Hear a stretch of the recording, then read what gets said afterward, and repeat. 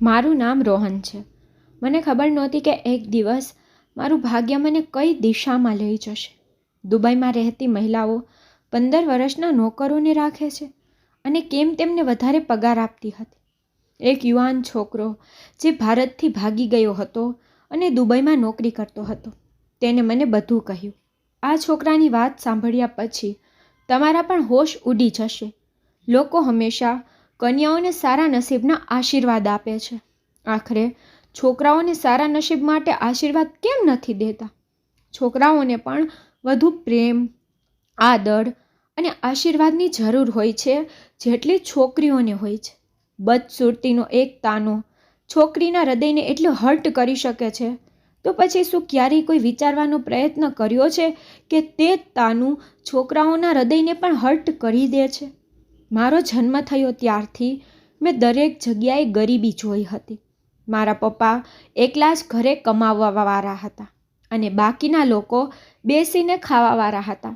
ચિંતા તો એ હતી કે હું મારા પિતાનો એકમાત્ર પુત્ર હતો અને મારી 8 બહેનો હતી અને હું સૌથી મોટો હતો. બધી બહેનો મારાથી નાની હતી અને બધી 8 બહેનોનો હું એકમાત્ર ભાઈ હતો. એવું કહેવાય છે કે પરિવારનો સૌથી મોટો પુત્ર ઘરની જવાબદારી સંભાળે છે અને પુત્ર જ તેના પિતાનો ગર્વ હોય છે. માતા પિતા વિચારે છે કે આ અમારું સમર્થન બનશે, પરંતુ મારી ગણતરી થોડી અલગ હતી. મારા ઘરમાં દરેક વ્યક્તિ એકદમ સારા હતા, શાણપણમાં, સુંદરતામાં અને હાઇટમાં, હેલ્થમાં. પણ હું કોણ જાણે કેના પર ગયો હતો? બાળપણથી જ મારી હાઇટ બહુ ઓછી હતી, તબિયત પણ ઘણી નબળી હતી. હું 14-15 વર્ષના બાળક જેવો દેખાતો હતો, જોકે હું 25 વર્ષનો થવાનો હતો. નાનપણથી જ લોકો મારી તબિયત અને ટૂંકી ઊંચાઈના કારણે મારી મજાક ઉડાવતા હતા. મારી ટૂંકી ઊંચાઈને કારણે બધા મારાથી દૂર ભાગતા હતા. કોઈ મારા મિત્ર પણ ન હતા. મારા કુટુંબમાં મારી દાદીના, મારી નાનીના ઘરે મારા જેટલા ભાઈઓ હતા તે બધા સારા દેખાવડા યુવકો અને સારી ઊંચાઈને હેલ્થ હતા અને બધી છોકરીઓ તેમના પ્રેમમાં પડતી હતી. પણ કોઈ છોકરીએ મને ઘાસ પણ નાખ્યું ન હતું. હું ઘણો ભણ્યો હતો. વાંચી લખીને હું કોઈ સારી નોકરી મેળવવાનો પ્રયત્ન કરતો હતો. પણ દુનિયામાં સારું સ્થાન મેળવવા માટે સારા દેખાવની જરૂર હોય છે, પણ મારા નસીબમાં એ ન હતું. જ્યારે હું મારો અભ્યાસ પૂરો કરીને નોકરી મેળવવા નીકળ્યો ત્યારે મને સમજાયું કે તમારી ક્ષમતા કરતાં તમારું વ્યક્તિત્વ વધુ સારું હોવું જોઈએ. ત્યારે જ લોકો તમને પસંદ કરે છે અને તમને નોકરી આપે છે. હું નોકરીના ઇન્ટરવ્યૂ માટે એક જગ્યાએ ગયો હતો. ત્યારે ત્યાં 2-3 છોકરાઓ પહેલેથી જ હાજર હતા. તેની ઊંચાઈ ઊંચી હતી અને દેખાવમાં તે સ્માર્ટ હતા. એ છોકરાનું ભણતર એટલું ખાસ નહોતું, પણ તે મારા કરતાં દેખાવમાં ખૂબ જ સારા હતા. આ સમય દરમિયાન જ તેને રાખવામાં આવ્યા હતા. કંટાળીને તેથી મેં શાળામાં શિક્ષક બનવાનું વિચાર્યું. પરંતુ મને શું ખબર હતી કે અહીં શિક્ષકોને બદલે મોડેલ રાખવામાં આવે છે. મેં ઇન્ટરવ્યૂ આપવાનું શરૂ કર્યું કે તરત જ ત્યાંના પ્રિન્સિપલે મારું ખૂબ અપમાન કર્યું અને કહ્યું કે તમે પોતે બાળક જેવા લાગો છો. એવું લાગે છે કે તમે 10મા ધોરણના વિદ્યાર્થી છો. તમે બાળકોને સંભાળી શકશો નહીં. તે તમને શિક્ષકને પણ તેમના વર્ગનો વિદ્યાર્થી સમજશે. તેના શબ્દોએ મારા હૃદયને ઘાયલ કરી દીધું હતું. જો મારી ઊંચાઈ ઓછી હતી તો શું મારી ભૂલ હતી? મારી ઊંચાઈ 4 ફૂટ 10 ઇંચ હતી તો મારું આરોગ્ય ક્યાંથી થાત? એક ગરીબ વ્યક્તિને 2 ટાઈમનું ભોજન પૂરતું થઈ શકે, આ બહુ મોટી વાત છે. તે દૂધ, ઈંડા, ફળો અને શાકભાજી જેવી વસ્તુઓ ક્યાંથી લાવે? મારા અપમાન પર મને ખૂબ રડવું આવતું હતું. મેં મારી ફાઇલમાં મારો ચહેરો છુપાવ્યો અને ત્યાંથી બહાર આવ્યો અને બહાર રસ્તાના કિનારે બેસી ગયો. રસ્તામાં બધા આવતા જતા હતા, પણ કોઈ મારા તરફ બહુ ધ્યાન આપતું ન હતું. હું ત્યાં બેસી રડતો હતો અને રડીને મારું હૃદય હળવું કરવા માંગતો હતો. મને ભગવાનને ફરિયાદ કરી કે તેણે મને આવો કેમ બનાવ્યો હતો.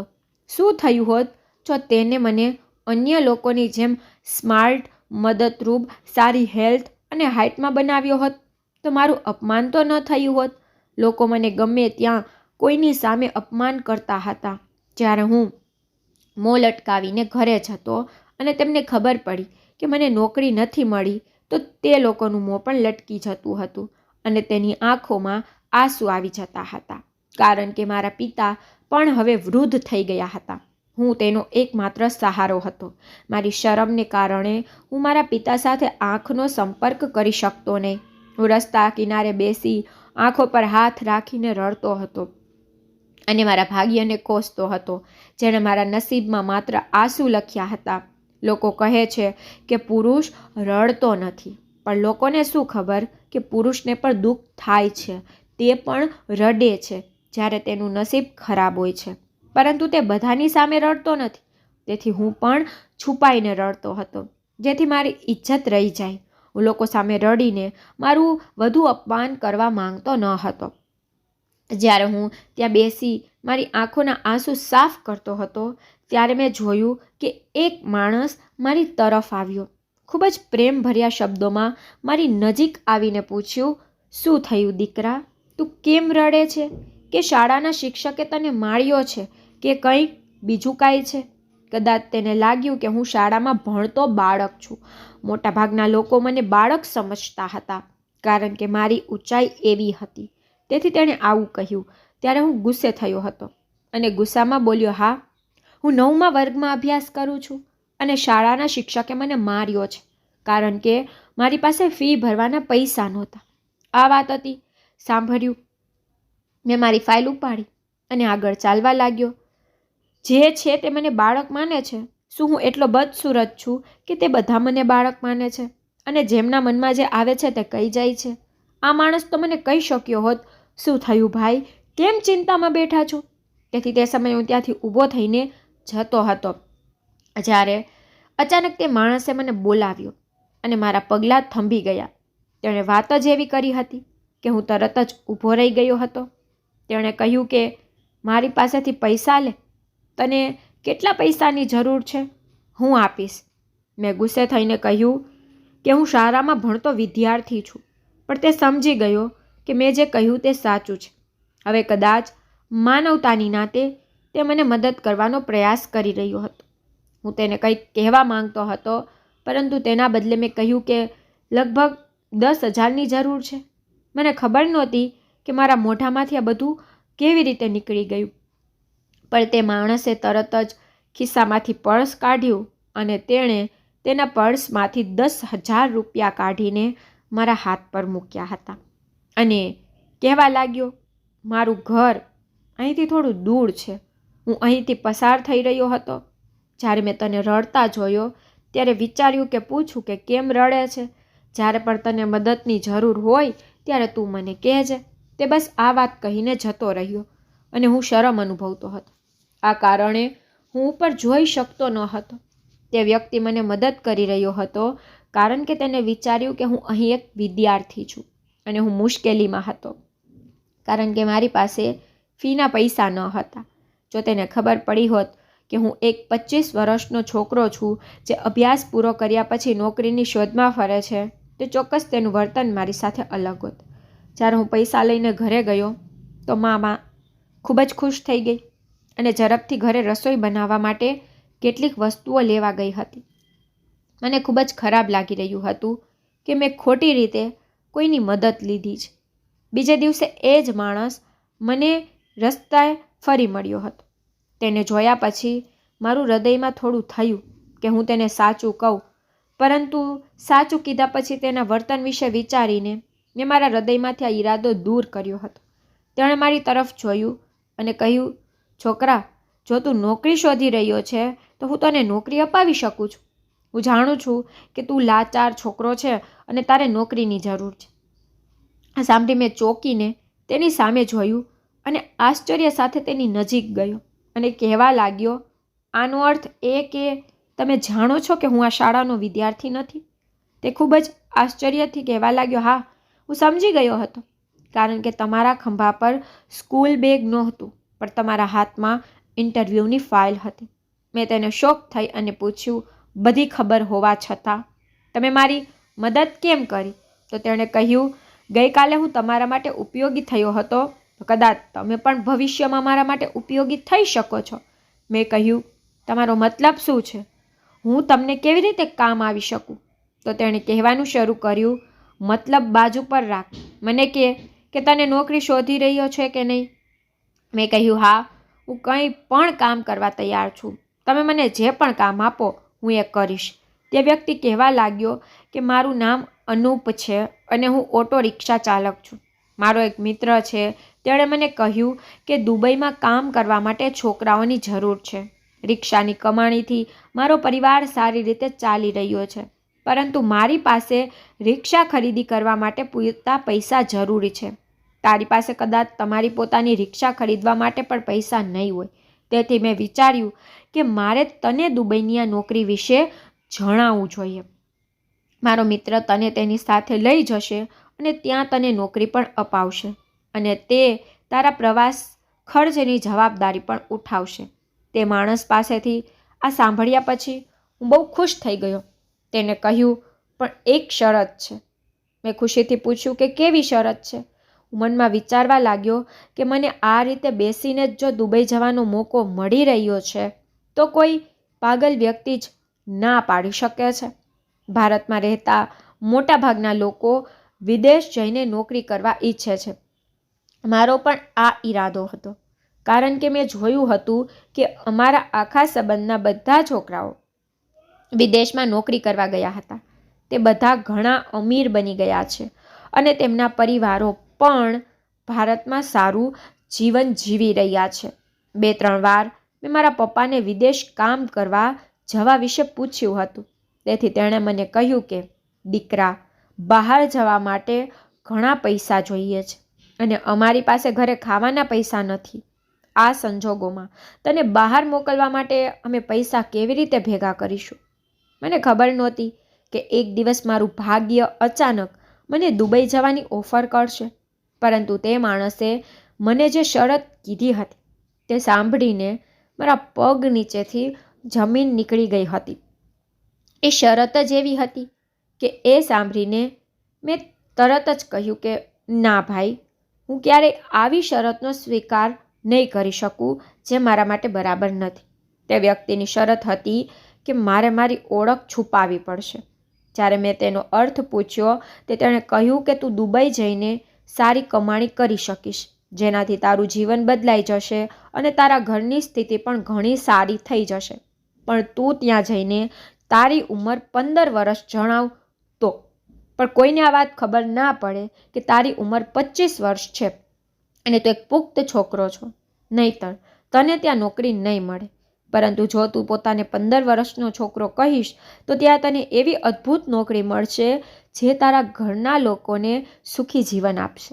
અને તું પણ મને ખબર નથી કે તે મારી સામે આવી શરત કેમ મૂકી રહ્યો હતો. મારી હેલ્થ અને ઊંચાઈ આટલી હતી એ વાત સાચી હતી.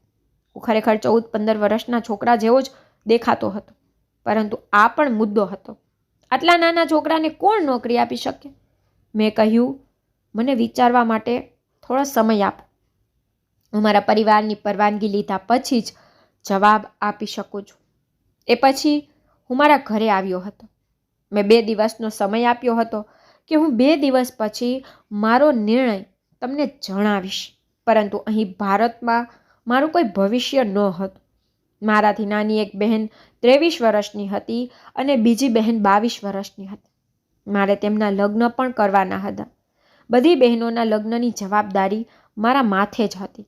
મારી બહેનોના સંબંધો પણ બંધાયા ન હતા, કારણ કે લોકો જાણતા હતા કે હું મારી બહેનોને વધુ દહેજ આપી શકીશ નહીં. તે લગ્નની ઉંમરે પહોંચી ગઈ હતી.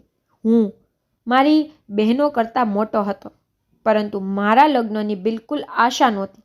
તેથી પહેલાં મારે મારી બહેનોના લગ્ન વિશે વિચારવાનું હતું. ઘરના સંજોગો જોઈને મેં નક્કી કર્યું હતું કે એ માણસ જે કહે છે હું એ જ કરીશ.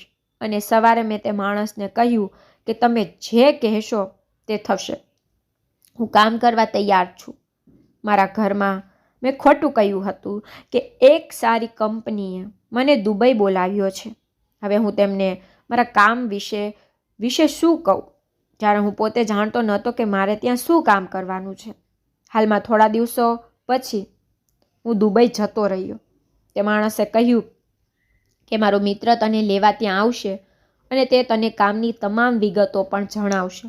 છેવટે લાંબી રાહ જોયા પછી એક મજબૂત દેખાતો માણસ મને લેવા આવ્યો હતો અને કહ્યું, ચાલ મારી સાથે, હું તને લેવા આવ્યો છું. મને ખૂબ જ આશ્ચર્ય થયું કે મારી સાથે શું થઈ રહ્યું છે.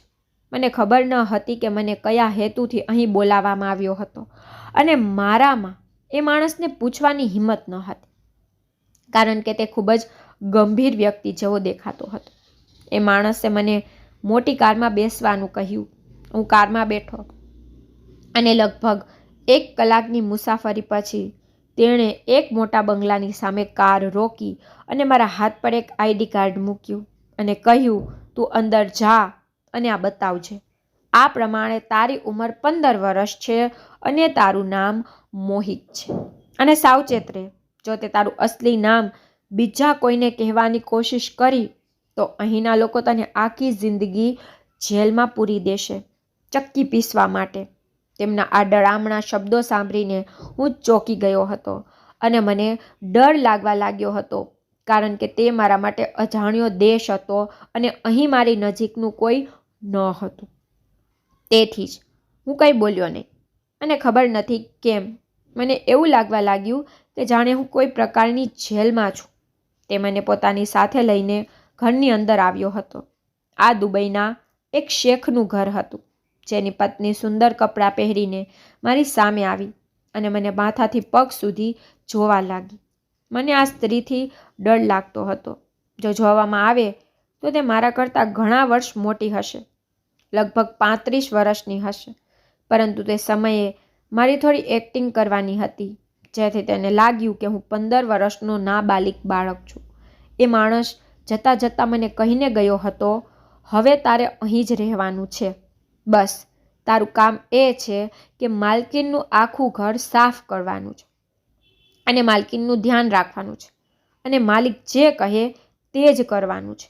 તેના બદલામાં તું ભારતમાં તારા ઘરે 5 લાખ મોકલી શકીશ. 5 લાખ સાંભળીને હું સતબત રહી ગયો હતો. આવતાની સાથે જ આટલા પૈસા! મેં મારા સપનામાં ક્યારેય આટલા પૈસા જોયા નથી. તેના વિશે વિચાર્યું પણ નહોતું. હું દુબઈની ભાષા સમજી શકતો ન હતો, પણ કંઈક બોલી લેતો હતો. મેં વિચાર્યું હતું કે હું મોબાઈલ દ્વારા બધી ભાષાઓ શીખીશ. માલકીનને લાગ્યું કે કદાચ હું તેની ભાષા સમજી રહ્યો નથી, તેથી તે આખા ઘરની સફાઈ કરવાનો ઈશારો કરી રહી હતી. છતાં જ હું પોતાના કામમાં વ્યસ્ત થઈ ગયો હતો અને આખા ઘરની સફાઈ કરવા લાગ્યો હતો. હું મારું કામ પૂરા દિલથી કરતો હતો અને મનમાં વિચારવા લાગ્યો કે ભારતમાં બેઠેલા લોકો માટે દેશ બહારની દુનિયા કાલ્પનિક જેવી હોય છે. તેમને કેવી રીતે ખબર પડે કે જ્યારે તેઓ ઘરની બહાર જાય છે ત્યારે તેમને શું કરવું પડે છે અને કેટલી મુશ્કેલીનો સામનો કરવો પડે છે.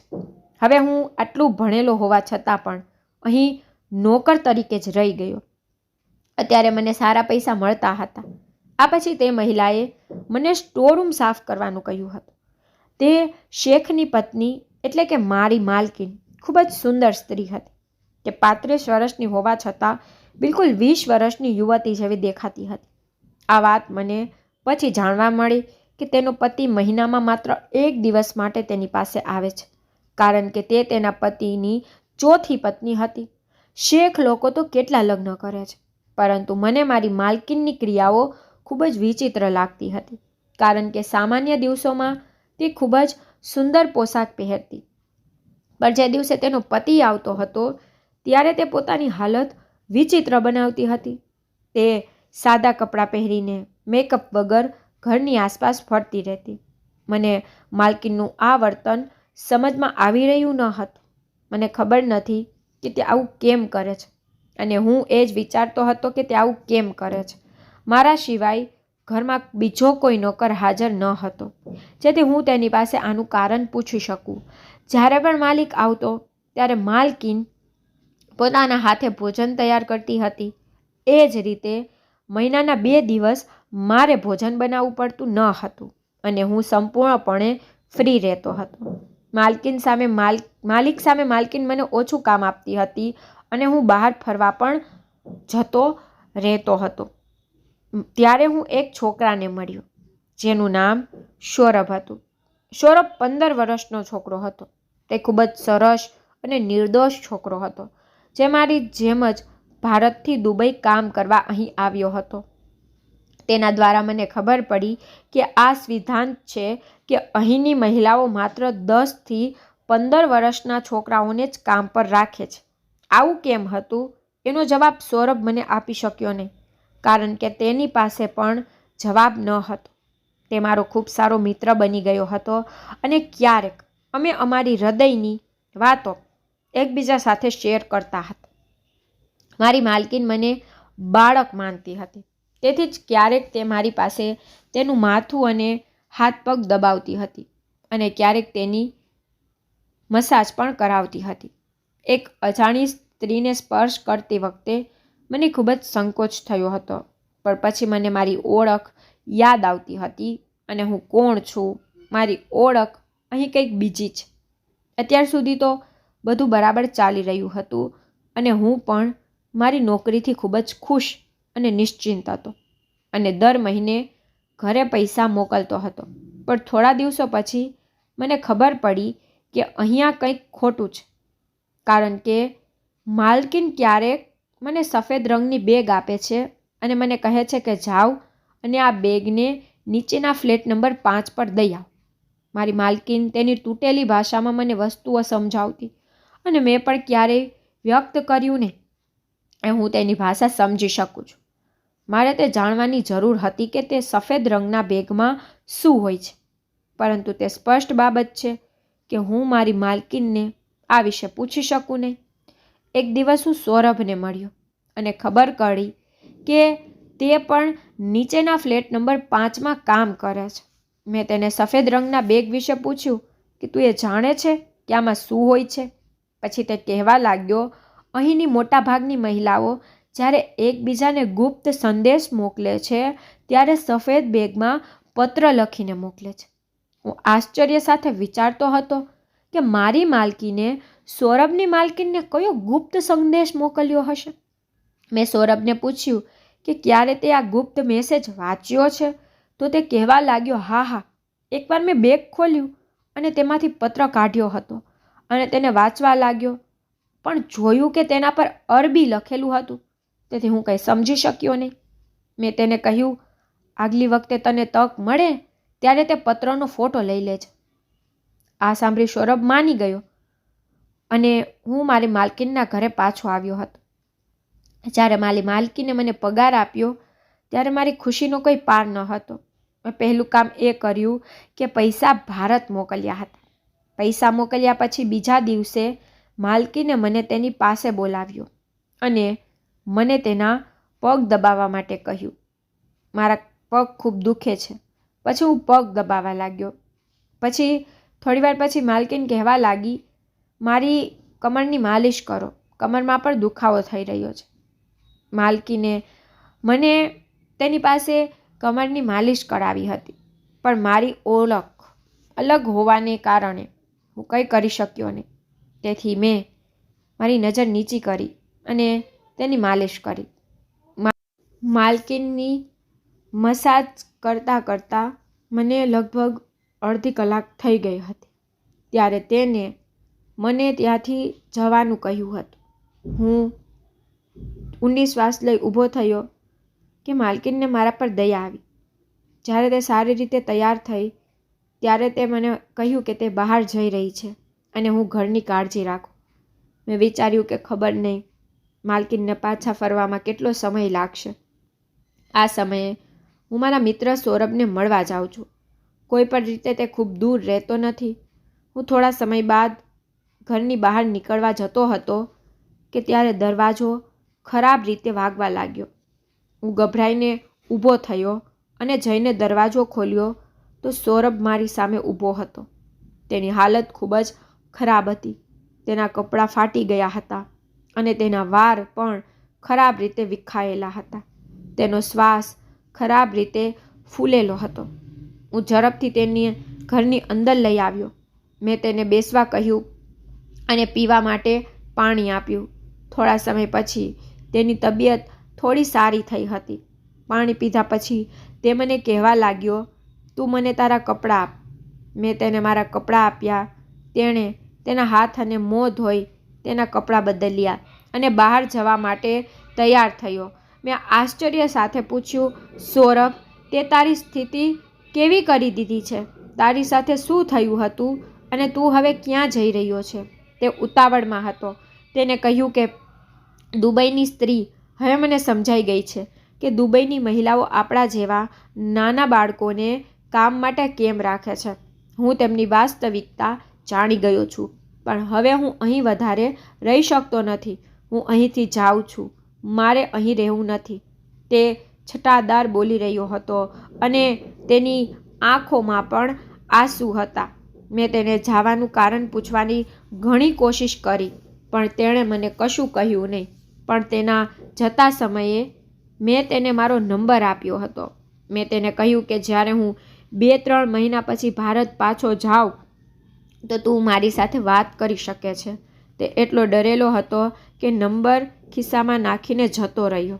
સવારે આખી કોલોનીમાં એ સમાચાર ફેલાઈ ગયા હતા કે ફ્લેટ નંબર 5નો નોકર તેની માલકીનના માથા પર લાકડી વડે માર્યા પછી ભાગી ગયો. તેણે તેની માલકીનને ખરાબ રીતે ઈજા પહોંચાડી હતી. આ સાંભળીને હું દંગ રહી ગયો હતો, કારણ કે સૌરભ તો એવો નહોતો અને તેને મને એવું કંઈ બોલ્યું ન હતું. ખબર નહીં તે શું કરીને આવ્યો છે અને અહીં શું થઈ રહ્યું હતું અને શા માટે થઈ રહ્યું હતું. હું કશું સમજી શકતો ન હતો. મારી માલકીનનું વર્તન પણ ખૂબ જ વિચિત્ર હતું. તો શું બધી દુબઈમાં રહેતી માલકીન આવી જ સ્ત્રીઓ હોય છે? મને ખબર નથી કે મારા મનમાં કેવા કેવા વિચારો આવતા હતા. ન જાણે સૌરભની માલકીને તેને શું કહ્યું હતું કે તે બિચારો અહીંથી આ રીતે ગાયબ થઈ ગયો હતો. એક દિવસ મેં મારી માલકીનને ફોન પર કોઈની સાથે વાત કરતા સાંભળી હતી. તેની વાત પરથી સ્પષ્ટ હતું કે ફ્લેટ નંબર 5માં રહેતી માલકીને હવે નવા નોકરની જરૂર છે. સાંજે સાહેબ આવ્યા ત્યારે મારા ભાગ્ય ખરાબ હતા કે બીજું કંઈક સાહેબ તેની પત્નીને તેની સાથે ક્યાંક દૂર ફરવા લઈ જવા ઈચ્છતા હતા. તેના સફર લગભગ 1 અઠવાડિયાનું હતું. હવે મારે પણ ઘરે કોઈ કામ ન હતું, એટલે માલકીન કહેવા લાગી, જો તું ઈચ્છ તો તું પણ અમારી સાથે આવી શકીશ. પણ મારા માલિકે ને આ બહુ ખરાબ લાગ્યું કે નોકરને આપણી સાથે કેમ લઈ જવો. તે કહેવા લાગ્યા કે કોઈ જરૂર નથી તેને સાથે લઈ જવા માટે, તેને અહીં જ રહેવા દો. પણ માલકીન જતી વખતે મને કહેવા લાગી કે તું એમ કર, 5 નંબરના ફ્લેટમાં જતો રહે. તેની માલકીનને એક નવા નોકરની જરૂર છે. અમે ઘરે પહોંચીએ ત્યાં સુધી તું તેમની સાથે રહેજે અને તેમના ઘરનું કામ કરજે. હું જવા માંગતો તો ન હતો, પરંતુ મજબૂર હતો. હું જવાથી ખૂબ જ ડરતો હતો કે ત્યાં ન જાણે સૌરભને શું થયું હશે કે એ બિચારો અહીંથી ભાગી ગયો. હું ફ્લેટ નંબર 5માં ગયો હતો અને ઘરની માલકીન 45 વર્ષની આસપાસ દેખાતી હતી અને તેનો દેખાવ સામાન્ય હતો, બહુ ખાસ નહોતી.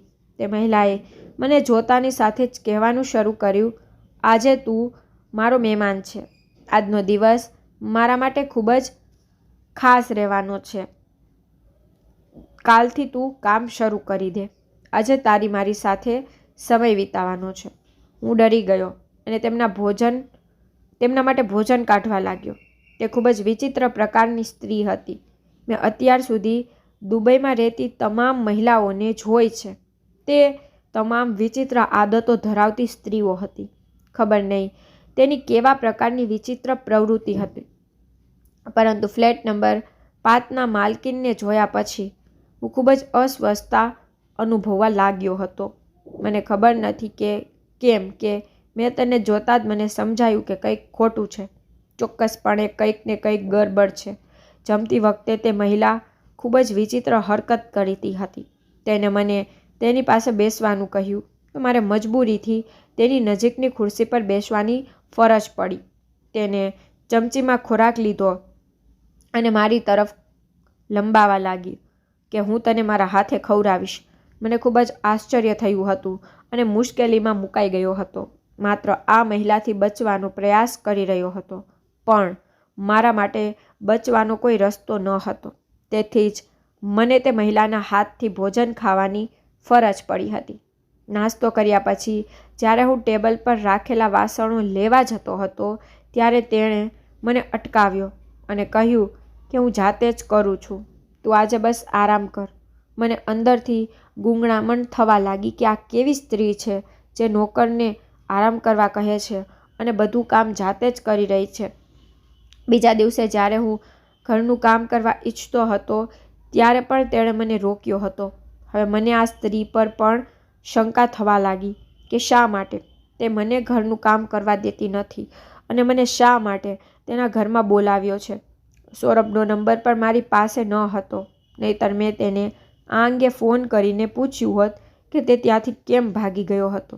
રાત્રે હું રસોડામાં પાણી પીવા ઊભો હતો અને જોયું કે તે મેડમ કોઈની સાથે વિડીયો કોલ પર વાત કરી રહ્યા હતા. મેં ભારે આશ્ચર્ય સાથે આગળ જોયું તો હું દંગ રહી ગયો હતો. સ્ક્રીન પર એ જ રિક્ષાવાળો વ્યક્તિ મને દેખાતો હતો જેને મને અહીં મોકલ્યો હતો. મેં બાજુમાં ઊભા રહીને વાત સાંભળવાનો પ્રયત્ન કર્યો કે એ માણસ શું વાત કરે છે. તે માણસે કહ્યું, મેડમ ચિંતા ન કરો, અહીં ભારતમાં આવા ઘણા મૂર્ખ લોકો છે જેઓ વિદેશમાં જઈને કામ કરવા માટે તડપે છે. હું ટૂંક સમયમાં તમારા માટે એક નવો શિકાર શોધી લાવીશ. હવે હું અનુભવી રહ્યો હતો જે માણસે મને અહીં મોકલ્યો હતો તેણે મને કોઈક રીતે મદદ કરી ન હતી, બલકે તે અહીંની સ્ત્રીઓ માટે કામ કરતો હતો. પણ તે શું કામ કરે છે તે મને સમજાતું નહોતું. મને અહીં આવ્યાને 4 મહિના થવાના હતા, પણ મને હજુ પણ સત્ય જાણવા મળ્યું ન હતું. એક દિવસ આ નવી માલકીને મને કપડાં આપીને કહેવા લાગી, આ કપડાં પહેરી લે અને બરાબર રીતે તૈયાર થઈ જા, અમે બહાર જઈ રહ્યા છીએ. તે સ્ત્રીએ મને કહ્યું તેમ મેં કર્યું. મેં મારી જાતને હાલત પર છોડી દીધી હતી અને જેમ થશે તેમ જોઈ લેશું. જ્યારે હું તૈયાર થયો ત્યારે માલકીને કહ્યું કે આવો અને મારી સાથે કારમાં બેસો, આપણે ક્યાંક જવું છે. હું ગયો અને તેની સાથે કારમાં બેઠો. તે કાર ચલાવી રહી હતી. કાર એક મોટી હોટલ સામે રોકાઈ ગઈ હતી. તે મને તે હોટેલની અંદર લઈ ગઈ. હવે હું કંઈક અંશે સમજી રહ્યો હતો કે તે શું ઈચ્છે છે. મારા અંદાજે મને પહેલેથી જ ચેતવણી આપી હતી કે કંઈક ખોટું થવાનું છે. તેથી મેં પહેલેથી જ વ્યવસ્થા કરી લીધી હતી. તેને હોટેલમાં રૂમ રાખ્યો અને અમે બંને રૂમની અંદર ગયા. તેના હોટેલના રૂમમાં પ્રવેશતા જ તેના ઈરાદા બગડવા લાગ્યા હતા. હું સમજી ગયો હતો કે તે સ્ત્રી મને તેના ખોટા કામ કરવા માટે અહીં લાવી છે. અંજાન બનીને મેં પૂછ્યું, માલકીન તમે મને અહીં કેમ લાવ્યા છો?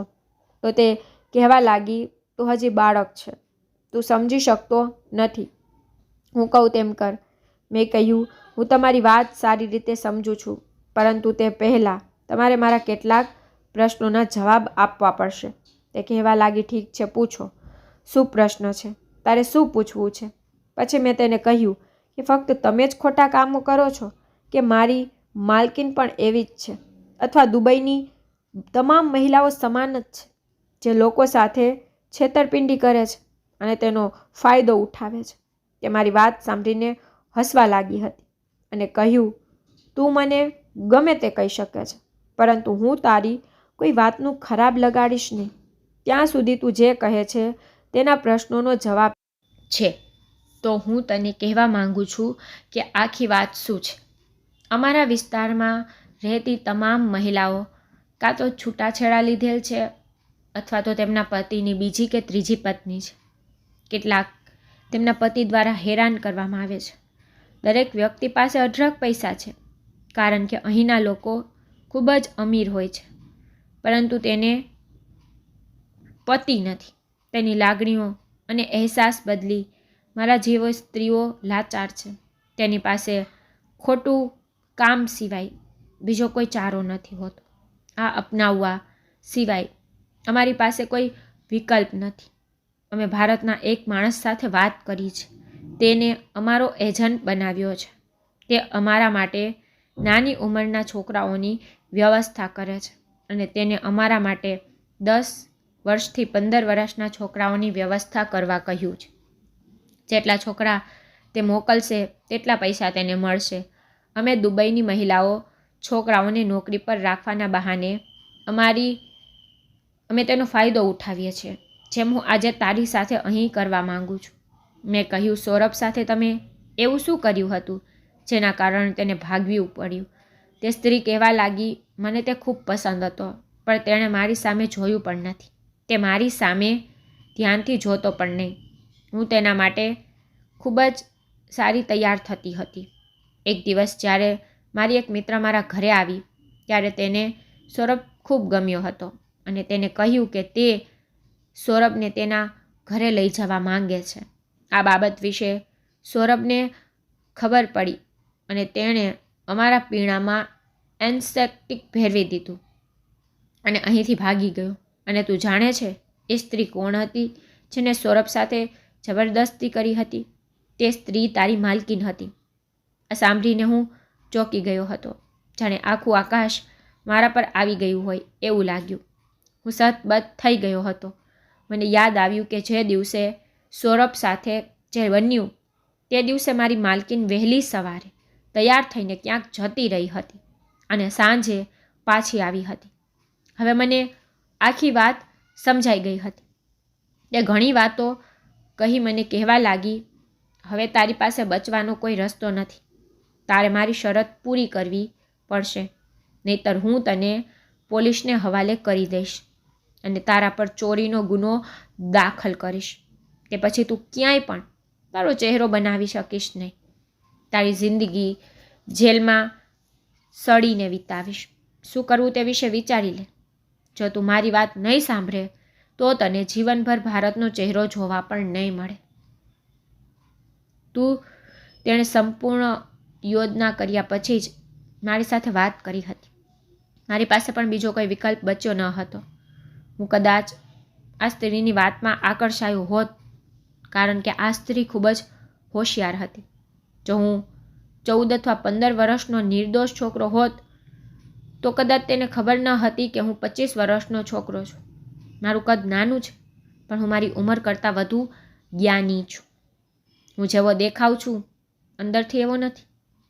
હું નાનો છું, પણ મારો મગજ બહુ મોટો છે. મારો મગજ એક યુવાન છોકરા જેટલું હોવું જોઈએ, એટલું જ હતું. મેં તેના ડ્રિંકમાં ઊંઘની ગોળીઓ ભેળવી અને તેને પ્રેમથી મારા પોતાના હાથે પીવડાવી દીધું. થોડીવાર પછી તે ધીરે ધીરે બેભાન થવા લાગી હતી અને તે સંપૂર્ણપણે ઊંઘી ગઈ હતી. જ્યારે મારે મારી યોજનાના આગળના ભાગ પર હવે ધ્યાન કેન્દ્રિત કરવાનું હતું. મેં મારી સાચી માલકીનના પતિને ફોન કર્યો અને તેને સમગ્ર સત્ય જણાવ્યું.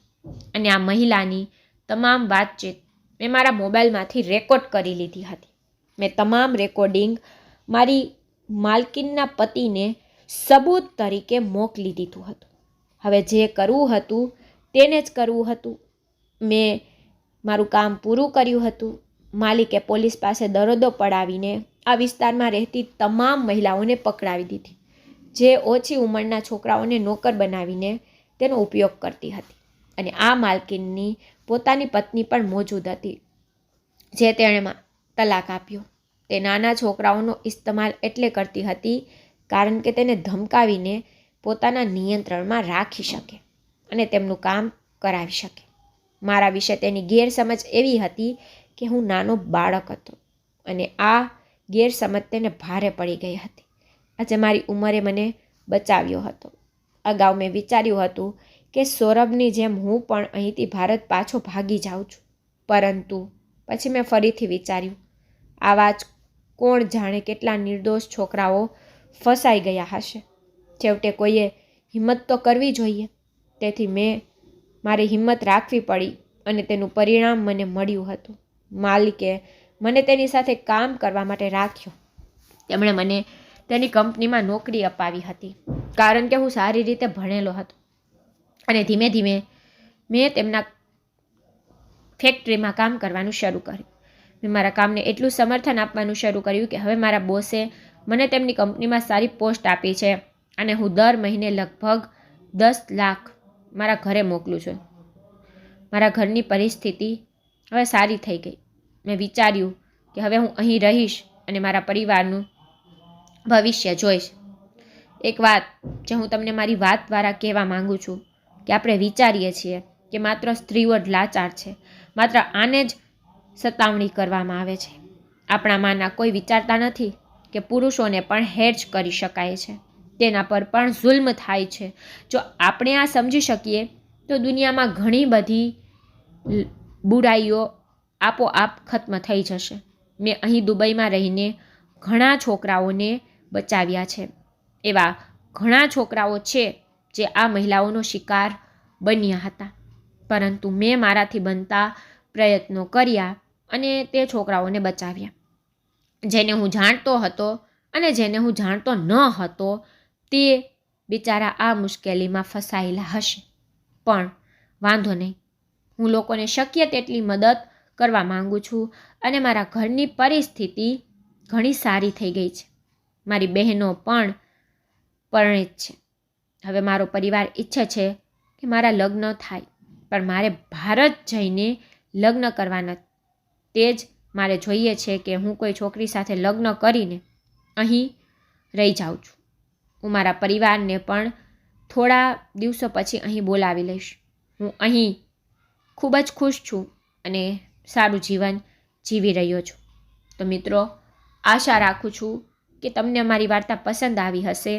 વાર્તા ગમી હોય તો વિડીયોને લાઈક કરો અને ચેનલમાં નવા હોય તો ચેનલને સબસ્ક્રાઈબ કરો અને નોટિફિકેશન બેલ જરૂરથી દબાવો, જેથી કરીને તમને આગલી અપડેટ પહેલાં મળે. Thank you.